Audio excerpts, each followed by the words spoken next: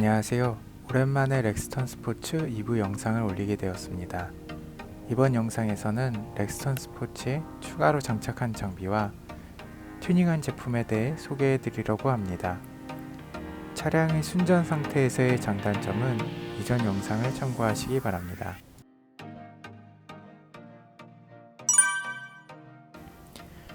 렉스턴 스포츠를 자가용으로 사용하시는 분들은 적재함 커버가 꼭 있어야 합니다.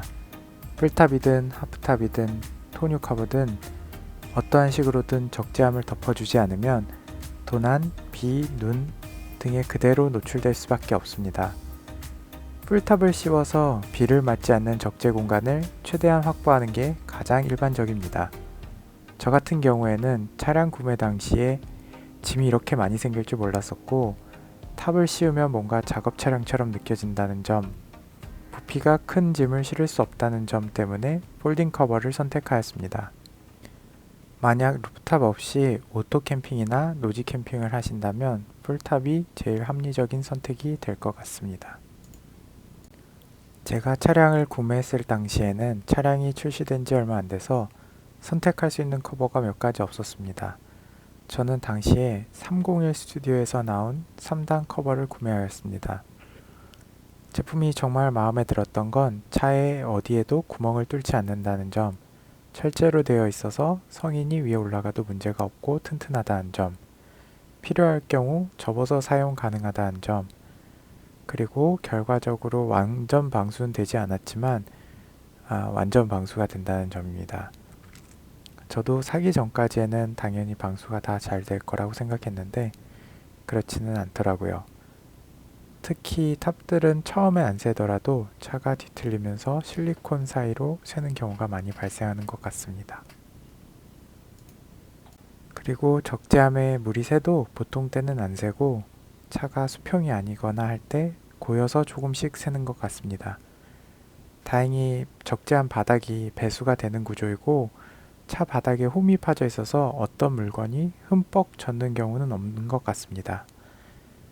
저는 적재함 바닥에 알루미늄 체커 같은 걸 하지 않아서 물이 새는 거에 좀 더 자유로울 수 있는 것 같습니다. 3년간 사용해 보면서 느낀 3단 폴딩 커버의 단점은 완전 방수가 안 된다는 점, 철제 인조 가죽 같은 것으로 덮여 있는데 접히는 부위가 해진다는 점 정도인 것 같습니다. 나중에는 접히는 부위가 해져서 물이 샌다면 AS 안 받고 고릴라 테이프로 막을 예정입니다. 무겁고 투박한 제품이지만 그게 매력인 제품인 것 같습니다. 그러나 만약에 다음에 또 픽업 트럭을 산다면 풀탑, 3단 폴딩, 카브리오 순으로 할 것 같습니다. 그리고 제품의 단점은 아니고 구조적으로 비 오는 날 적재함 안쪽에 있는 물건을 꺼내려면 위 커버를 다 열어야 하니 그 안에 있는 물건들이 다 젖는 단점이 있습니다. 후크는 바닥에 4개가 있는데 튜닝 하시는 분들은 중간에 아이볼트를 설치하기도 합니다. 튜닝한 것은 아니지만 방수시가 잭도 있습니다.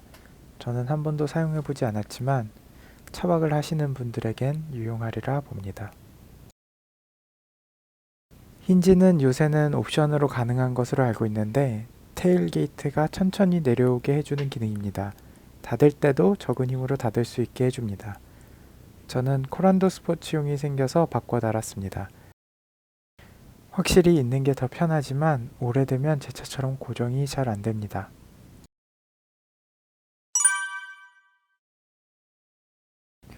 롤바는 호환성을 생각해서 301 스튜디오에서 적재한 커버와 같이 기본 롤바를 설치하였습니다.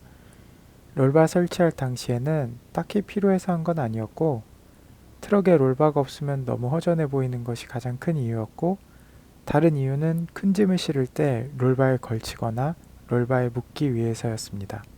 롤바는 잘못 선택한 것 같습니다. 롤바를 어떤 목적을 가지고 구입한 게 아니고 허전해 보여서 구매를 한 게 크다 보니 실용성이 너무 떨어집니다. 제품의 문제라기보다는 제가 롤바 종류를 잘못 선택한 것 같습니다. 막상 많은 짐을 실으려고 하면 사진과 같이 후크를 고정할 곳이 없어 끈으로 감아서 고정해야 합니다. 옆에 렉을 장착할 수 있는 롤바들은 아이볼트나 훅을 달 수 있고 삽이나 트랙보드 같은 장비들도 걸어둘 수가 있습니다. 롤바는 세단이나 SUV를 탈 때는 생각할 수 없었던 다양한 기능을 할 수 있는 장비로 구매를 하시게 된다면 좋은 제품을 구매하여 잘 활용해 보시기 바랍니다. 렉스턴 스포츠의 순정 가로바는 툴레 윙바 엣지로 루프렉에 저상으로 결합되는 제품입니다. 처음에는 어닝을 설치하기 위해서 위에 제품을 알아봤는데 양끝이 다 루프렉 안쪽으로 들어가 있어서 어닝을 설치하여 사용했을 시 제약이 있었습니다. 그리고 천장과 가로바 간격이 짧아 가로바에 설치할 수 있는 제품도 한계가 있습니다.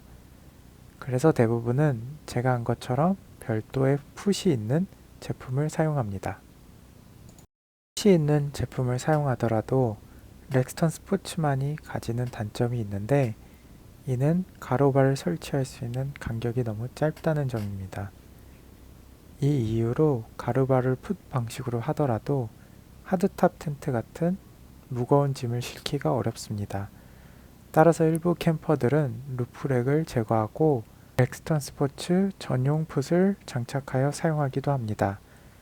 디자인적으로는 도움이 많이 되었다고 하나 실용적인 면에서는 아쉬운 점이 많습니다.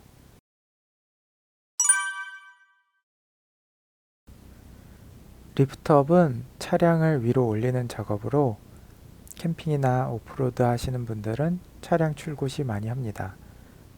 저는 리프트업 가격에 대한 부담, 새 차에 바로 서스펜션을 건든다는 거에 대한 부담이 있어서 처음에는 안 했습니다.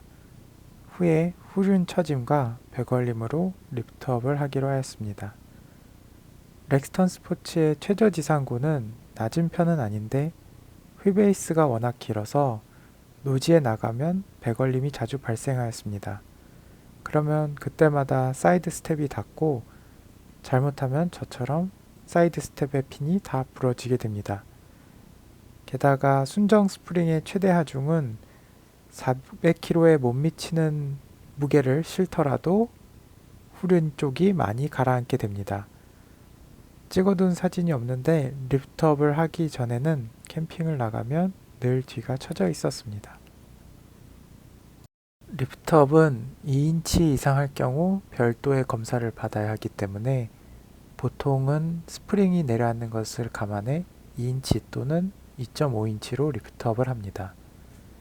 스프링을 선택하면 이에 걸맞는 쇼크 옵저버, 레트럴 바, 샤프트 연장 등을 해야 합니다. 쇼바의 경우 안 바꾸고 쓰는 경우도 있는 듯 하지만 아무래도 순정하고 스트레크 범위가 틀리고 대부분은 나중에 결국 바꾸게 되는 것 같아 같이 변경하였습니다. 리프트업에는 고려해야 할 것이 정말 많기 때문에 카페에서 가장 많이 하는 세팅을 선택하였습니다. 리프트업을 한 후에 주행 질감이 정말 많이 좋아졌습니다. 저도 순정이 제일 낫다고 생각하는 사람이었는데 리프트업 한 후에는 승차감이 차이가 많이 납니다. 저 같은 경우에는 승차감 위주보다는 가성비 세팅이었는데도 이 정도니까 승차감 위주로 세팅을 하면 순정과 차이가 많이 날 것 같습니다. 노지나 오프로드를 갈 일이 있다면 결국은 하게 될 튜닝 중 하나인 것 같습니다. 승차감도 좋아지지만 연비에서는 손해를 보게 되고 샤프트 떨림은 단점 중에 하나입니다. 연비는 고속주행을 안 하다 보니 큰 차이는 못 느끼겠고 샤프트 떨림은 복불복이라고 하는데 저 같은 경우는 경험하고 있습니다. 타이어는 리프트업을 하고 휠하우스가 휑해 보이기도 하고 타이어 교체 주기가 다가와서 265, 60, 18, 31인치 급수로 1인치 업 하였습니다. 이건 렉스턴 스포츠의 정말 아쉬운 점인데요. 휠하우스를 작게 만들어놔서 큰 타이어가 안 들어갑니다. 32인치를 넣으려면 많던 적던 차체에 손을 대야 합니다. 1인치가 소중한 오프로드에서 이런 점은 정말 아쉽습니다.